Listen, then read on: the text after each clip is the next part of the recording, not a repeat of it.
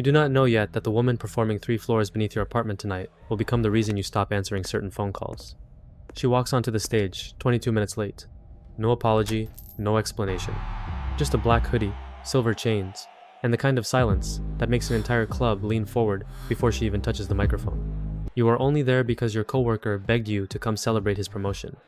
You almost stayed home. That becomes important later. The bass starts slow, heavy, patient. Then she begins, not singing, confessing. The room changes immediately. You have heard famous artists before, viral artists, technically perfect artists, but this feels different, less polished, more dangerous, like she is saying things she should not say in public, especially when she looks directly at people while doing it, especially when she looks directly at you. Your chest does something you did not give it permission to do. You look away first. You tell yourself it means nothing. It does not mean nothing. By the second song, you notice something strange. She never once looks at her phone. Not backstage. Not between tracks. Not even after the set ends, and people crowd around her, near the VIP hallway. Everyone else is recording. She behaves like someone who already knows what people will say tomorrow. Your friend nudges you. That's nightclub. You pretend the name means nothing to you. It does not mean nothing either. You know the headlines. The rapper who disappeared for 11 months after her producer was arrested. The woman who once sold out an arena, then punched a paparazzi photographer outside a hotel in Paris. The artist whose lyrics somehow keep predicting scandals before they happen. People online call her brilliant. People in the industry call her expensive. People who know her personally rarely say anything at all. You should leave after the show. Instead, at 1:14 a.m., you find yourself standing beside the back exit while rain hits the alley hard enough to blur the streetlights. You are not even sure why you stayed. You tell yourself it is the rain. You know it is not the rain. Then the black SUV arrives. 2 men step out first. Security. Then she appears between them with her hood up, cigarette glowing faintly in the rain. She notices you immediately. Not surprised. Not curious. Almost disappointed. Like she hoped you would be smarter. You're still here, she says. You should say something intelligent. Instead you ask, why don't you carry a phone? One corner of her mouth lifts slightly. Because peace is expensive. Then she gets into the SUV. That should have been the end of it. But at 2:03 a.m., you receive a follow request from an empty account with no profile picture, no posts, no bio. Just one message. You looked lonely. You stare at the screen longer than you should. You type 3 different replies before sending none of them. You set the phone down, pick it up again, read the message one more time. You are 29 years old and finally living the life you planned. Good apartment, stable career, morning gym routine, respectable friends, predictable weekends. You spent years building a life nobody could criticize. The problem is, nobody could love it either. 3 nights later, she asks you to meet her at a diner outside the city. Not a club, not a mansion. A nearly empty diner beside a gas station where the coffee tastes burned and the waitress calls everyone, baby. Naira arrives wearing sunglasses at midnight. Nobody bothers her, which somehow feels stranger than recognition. You ask why she invited you. She stirs cream into her coffee slowly. Because you look like someone trying very hard not to disappear. You laugh quietly. She does not. That is the first moment you understand something important about her. She listens harder than most people speak. The conversation lasts 4 hours. Music, childhood, loneliness, fame, why rich people stop trusting compliments, why successful people secretly miss being ignored. At some point, she says, influence is just speed. You ask what that means. It means my mistakes arrive before I do. Outside, the sky starts turning gray. You realize you forgot to check your phone all night. She notices. See? She says softly. Peace. Walking to the parking lot afterward, she stops beside your car. She looks at you the way people look at something they're deciding whether to keep. Then she says, same time next week? You say yes before your brain catches up. Driving home alone, you catch yourself smiling at nothing. That is the first real sign. The relationship does not begin dramatically. That is why it becomes dangerous. Small things first. Late night drives through sleeping neighborhoods. Private studio sessions where she records verses in darkness with only one lamp on. Chinese takeout eaten on expensive kitchen counters. Watching old black and white movies while her bodyguards wait downstairs. One night during a film neither of you is really watching, she rests her head on your shoulder without asking. Like it is already hers. Like it has always been hers. You do not move for 2 hours. You learn her habits slowly. She hates elevators. She sleeps with music playing quietly because silence reminds her of hotel rooms. She leaves parties without warning. She never drinks enough to lose control. And every few weeks, she disappears for one entire night without explanation. You tell yourself not to ask questions. You begin asking fewer questions everywhere. That should worry you more than it does. One morning early, before the city wakes, you come downstairs to find her already in your kitchen. She does not hear you at first. She is standing at the stove in your old university hoodie, hair loose, humming something quiet under her breath while eggs burn slightly in the pan. No bodyguards. No phone. No armor. Just a woman who forgot, for a moment, that the world was watching.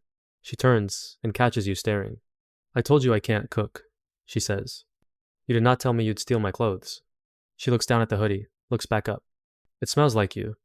She says it so simply. No performance, no calculation. Just a fact she decided to share.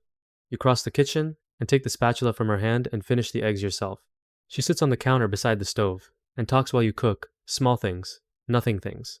The kind of conversation that has no weight but somehow holds everything. That morning is the one you return to later. When things get complicated, when the cost becomes real, you return to that kitchen, that hoodie, that burned smell of eggs, and the way she looked at you like you were the least frightening thing in her world. That is when you know. Not with dramatic certainty. With quiet, terrifying recognition, you are falling in love with her. One Tuesday in October, she takes you to a recording studio at 4:12 a.m. No entourage, no assistants, just the two of you. The city outside looks abandoned. Inside the studio booth, she records a verse in one take. No mistakes, no hesitation. Then she steps out and rests her forehead against your chest without saying anything. You realize something terrifying. You have stopped seeing the famous rapper first. Now you only see the woman. That is how people get trapped. Not through fear, through tenderness. She starts sleeping at your apartment sometimes. The first time it happens, your neighbors do not recognize her because she wears oversized hoodies and no makeup. She cooks eggs badly, steals your shirts, falls asleep with her hand hooked loosely around your wrist like she thinks you might vanish overnight. One evening you come home late from work and find a handwritten note on your kitchen table. Went to get food, back in 20, don't eat without me. Underneath it, a small doodle of a badly drawn egg. You put the note in your desk drawer. You are not sure why. You tell yourself this is normal. Then one evening you come home and find two strangers sitting inside your apartment building lobby. Expensive suits. Too calm. They watch you walk toward the elevator. One of them says, you should be careful around her. You stop walking. The second man smiles politely. People around Naira tend to become collateral. You ask who they are. Friends of someone she embarrassed. Then they leave. Just like that. No threats. No shouting. That frightens you more. When you tell Naira later, she goes completely still. Not angry. Not surprised. Still. Then she asks, did they touch you? No. Good. That night, she sleeps facing the bedroom door. You pretend not to notice. The next morning, she is already awake when you open your eyes. She is sitting at the edge of the bed, looking out the window, and she does not know you are watching. She looks older in that light, tired in ways sleep cannot fix. Then she feels you watching and turns. The tiredness disappears behind something quieter. Hi, she says. Just that. One word. But the way she says it like she is relieved you are still there breaks something open in your chest. You understand then that she is frightened too, just of different things. Winter arrives quietly. Your coworkers start mentioning your absences. You miss meetings, ignore texts, cancel plans. One friend asks if you are okay. You answer too quickly. Yeah, just busy. Busy is the adult version of disappearing. By February, tabloids begin posting blurry photos of the two of you. You walking beside her outside a restaurant. Her hand inside your coat pocket. You leaving a private airport together. The comments become vicious almost immediately. Gold digger. Industry plant. Another temporary boyfriend. You try pretending it does not affect you. Then your mother calls asking why photographers are outside her house. That is the first meaningful cost. Not money. Not reputation. Peace. Naira offers to hire security for your family. You say no immediately. She nods once. But 2 days later, a black SUV still parks across your mother's street overnight. You never asked how she found the driver. You stop asking many things. The week after, she cancels 3 interviews, 2 brand meetings, and a flight to London. You find out later from her manager, not from her. When you ask why, she just says, I needed to not be Naira Vale for a few days. She spent those days at your apartment, doing nothing remarkable. Reading, sleeping, complaining about your terrible taste in television. At the time it seemed small. Later you understand it was the most honest thing she ever gave you. One night you finally confront her. Who are these people around you? She looks exhausted. People who benefit when I stay valuable. And if you stop being valuable? A long silence. Then she says quietly, that's when they become dangerous. You realize then that fame is not freedom. It is ownership with better lighting. Months pass. Your apartment becomes less yours. Stylists arrive unexpectedly. Managers call during dinner. Security waits downstairs constantly. You stop going to the gym because strangers record you there. You stop posting online because everything becomes gossip. You stop recognizing yourself in mirrors. But sometimes, late at night, Naira crawls into bed exhausted and whispers things nobody else hears. I miss grocery stores. I miss not being watched. I miss knowing whether someone actually likes me. Those moments ruin your ability to leave. Because she is real during them. Painfully real. The second psychological twist arrives slowly. You begin enjoying the protection, the reservations, the access, the way people suddenly answer your calls faster. You start using her influence without admitting it. A club owner apologizes immediately after learning who you are dating. A parking ticket disappears. A company that ignored your application for years suddenly invites you to private dinners. You tell yourself you remain unchanged. But one evening an old friend says, you talk like her now. And for a moment, you hate him because he is right. Favors are footprints. You do not notice them until you cannot walk backward anymore. By the third year, you barely remember your old routines. Your life now happens in hotel elevators, backstage corridors, silent penthouses, tinted SUVs. You learn how to scan rooms automatically. Learn which journalists sell stories. Learn how to leave restaurants through kitchens. Learn that luxury and paranoia grow together.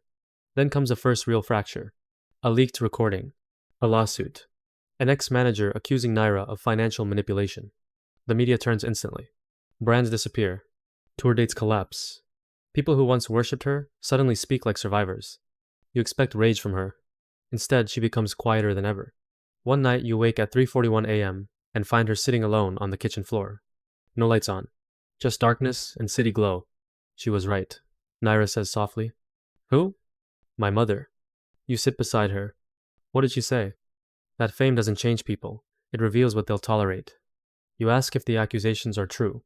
She takes a very long time to answer. Partly. Not denial. Not innocence. Just honesty sharp enough to hurt. That should be the moment you leave.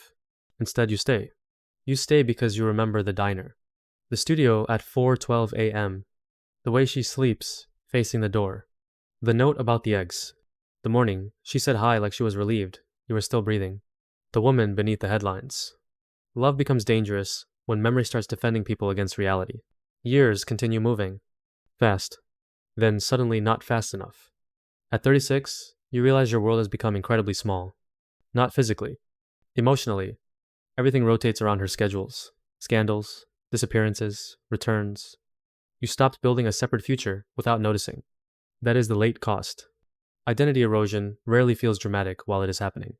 It feels practical, reasonable, temporary, until one day it is permanent. Then comes the final twist. Not betrayal, not violence, something worse. Peace. Her fame begins fading naturally. New artists replace her. New scandals distract the internet. For the first time in years, strangers stop recognizing her consistently. You expect relief. Instead, she becomes restless, uncertain, sad in ways success never allowed before. One evening she asks, if nobody remembered me, would you still love me? You answer immediately. Yes. She looks at you for a long time after that, like she is deciding whether to believe you, like she has forgotten what it feels like when something is simply true. But afterward, alone in the bathroom mirror, you realize something horrifying. You no longer know whether you loved her, or the version of yourself that existed beside her. That thought follows you for months. At 41, you move with her into a quiet house outside the city. No paparazzi, no clubs, no entourages, just trees, rain, and old vinyl records. Sometimes she writes music again late at night, not for release, just to hear herself exist. On those nights, you sit in the room beside hers and read, and say nothing, and that is somehow the most intimate thing you have ever shared with another person. One winter evening, you find a small wooden box inside a closet. Inside is the first silver chain she wore the night you met her. Folded carefully beneath it is a photograph of you standing outside that club in the rain, completely unaware she was watching you from the SUV window before approaching. On the back she wrote 4 words. You looked lonely too. You sit there for a long time holding the photograph. Because suddenly, the entire relationship changes shape in your mind. Maybe she did not choose you because you were safe. Maybe she chose you because you were already disappearing before she arrived. And maybe you loved her because she made your destruction feel meaningful. At 52, you understand something nobody explains when you are young. Some people do not enter your life to save you. They enter to reveal what you were willing to lose for feeling alive. Naira falls asleep early now. The house is quiet. Rain taps softly against the windows. You sit alone, holding that old photograph, while another song plays faintly from upstairs. And the frightening part is this. After everything it cost you, after the years, the fear, the erosion, the compromises, if someone offered you that rainy night again, the club, the black SUV, the woman who never looked at her phone, you would still walk into the alley. You would still stay. Because sometimes love is just a beautiful price. And sometimes the price is the whole point.